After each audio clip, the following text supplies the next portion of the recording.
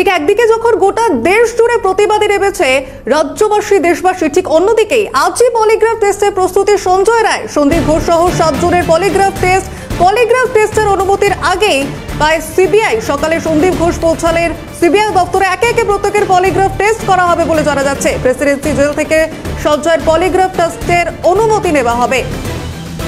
ইতিমধ্যেই আজই শুরু করা হচ্ছে সন্দীপ ঘোষ, সঞ্জয় রায় সহ আরো 7 জনের পলিগ্রাফ টেস্টের এই প্রক্রিয়া। আজ আবারও সিজিও কমপ্লেক্সে পৌঁছান সন্দীপ ঘোষ। ইতিমধ্যে অন্যদিকে প্রেসিডেন্সি জেল থেকে সঞ্জয়ের পলিগ্রাফ টেস্টেরও অনুমতি নেওয়া হবে। সঞ্জয় রায়, সন্দীপ ঘোষ সহ আরো 7 জনের আজই পলিগ্রাফ টেস্টের প্রক্রিয়াকরণ ইতিমধ্যে শুরু করা হবে বলে জানা যাচ্ছে। বিস্তারিত জানবো আমাদের প্রতিনিধি শুভজিৎ রয়েছে আমাদের সঙ্গে। শুভজিৎ, ঠিক কি জানা যাচ্ছে, কতক্ষণে শুরু হবে এই পলিগ্রাফ টেস্টের প্রক্রিয়া?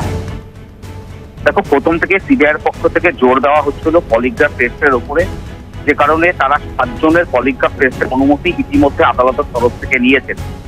আর আজ থেকেই, গতকালই আমরা দেখেছি অনুমোদন পেয়েছেন আদালতের তরফ থেকে সিবিআই আধিকারিকেরা। আজ থেকেই কিন্তু পলিগ্রাফ টেস্টের যে প্রক্রিয়া, সেই প্রক্রিয়া শুরু করা হচ্ছে। আমরা সকালেই দেখলাম আর.জি. কর মেডিকেল কলেজ ও হাসপাতালের প্রাক্তন অধ্যক্ষ ডক্টর সন্দীপ ঘোষ, তিনি কিন্তু এসে পৌঁছেছেন সিবিআই অফিসে, অর্থাৎ সিজিও কমপ্লেক্সে।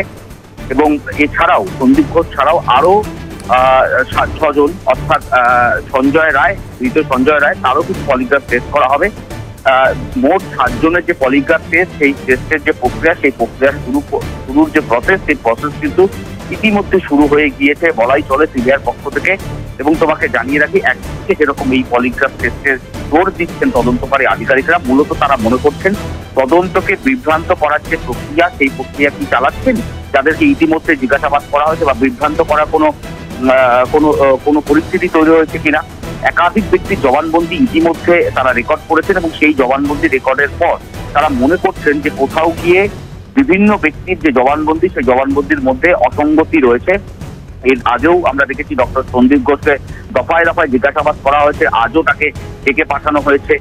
একদিকে যেরকম পলিগ্রাফ টেস্ট করা হবে, অন্যদিকে যে জবানবন্দি ইতিমধ্যে ডক্টর সন্দীপ ঘোষ থেকে শুরু করে ধৃত সঞ্জয় রায়, যাদের জবানবন্দি ইতিমধ্যে সিবিআই আধিকারিকেরা জবানবন্দি নিয়েছেন, সেই জবানবন্দি রেকর্ড হয়েছে, সেই সমস্ত বিষয়গুলিকে সামনে রেখে কিন্তু মূলত এই পলিগ্রাফ টেস্টের যে প্রক্রিয়া, সেই প্রক্রিয়া সম্পন্ন করা হবে। তোমাকে জানিয়ে রাখি যে পলিগ্রাফ টেস্টের আগে বেশ কিছু স্বাস্থ্য পরীক্ষার প্রয়োজন থাকে।